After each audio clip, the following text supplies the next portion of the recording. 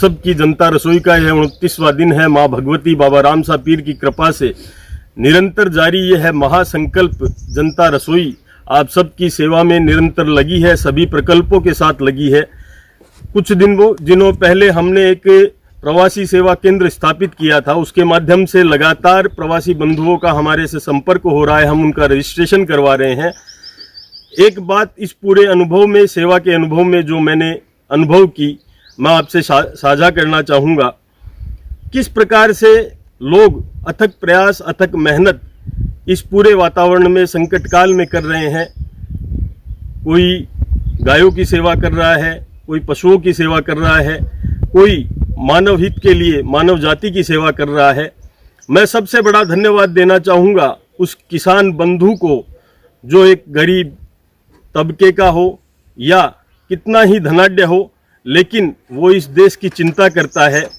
कल मैंने अखबार में पढ़ा, कुछ किसानों ने अपनी बोरियां प्रशासन को सौंपी। मैं उन सभी का हृदय से धन्यवाद देना चाहूँगा कि किन विकट परिस्थितियों में उन्होंने उस गेहूं को पैदा किया होगा और सहर्ष आज इस विपरीत परिस्थिति में वो उसे इसलिए दे देते हैं कि देश में आज संकट का समय है।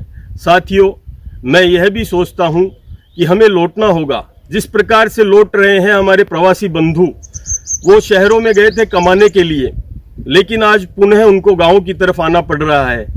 ये ज़रूर है, वो संकट काल को देखते हुए आ रहे हैं, लेकिन एक विषय है जो हमें भी समझना होगा। आज यदि गाँव में जो भारत बसता है वो ना हो तो क्या परिस्थिति पूरे भारत में आएगी, यह सोचने का विषय है। मैं सभी किसान बंधुओं को जो इस सेवा कार्य में अनवरत अपनी सेवा दे रहे हैं, मैं उनका धन्यवाद देना चाहूँगा। और जो अपने घर लौट रहे हैं, उन बंधुओं से कहना चाहूँगा कि हम सब मिलके सोचें कि कैसे हमारे पूर्वज रहते थे। मुझे ध्यान आता है जब बचपन में एक कुत्ते की रोटी भी परिवार के हर सदस्य द्वारा डाली जाती थी। मुझे ध्यान आता है गाय के लिए एक रोटी घर से निकाली जाती थी। मुझे ध्यान आता है कि हर घर के बाहर गाय के लिए, कुत्तों के लिए पीने का पानी रखा जाता था। साथियों, इसकी चिंता भी हम सभी मिलकर करें। अपने घरों के बाहर हम पीने के लिए, पशु पक्षियों के लिए हम परिंदे लगाएं घर पे। घरों के बाहर पानी की हम पहले खेले हुआ करती थी, अब हम कोई भी किसी भी प्रकार का कूड़ा हम रख सकते